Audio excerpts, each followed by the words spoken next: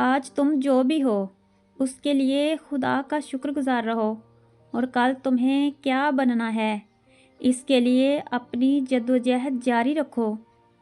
گھڑی کو مت دیکھیے، یہ دیکھیے کہ یہ کیا کام کرتی ہے، اور چلتے رہیے جیسا کہ یہ ہمیشہ چلتی رہتی ہے۔ لوگوں کا دکھ بانٹیے، یہ نہیں کر سکتے تو کم ازا کم ان میں اضافے کا سبب بھی نہ بنیے۔ یہ ہماری فطرت ہے کہ لوگ کامیابی کو پسند کرتے ہیں، لیکن کامیاب لوگوں سے نفرت کرتے ہیں۔ ہمدردی سے کیا گیا کام، چاہے کتنا ہی چھوٹا کیوں نہ ہو، کبھی ضائع نہیں ہوتا۔ ناکامیاں نمک کی مانند ہوتی ہیں، جس سے کامیابی کا ذائقہ سمجھ میں آتا ہے۔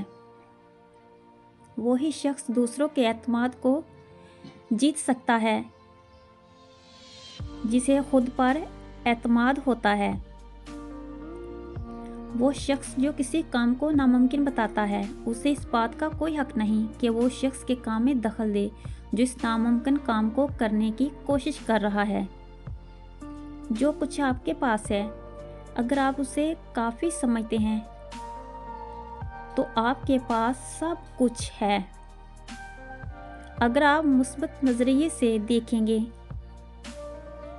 تو ہر چیز اپنی جگہ خوبصورت نظر آئے گی۔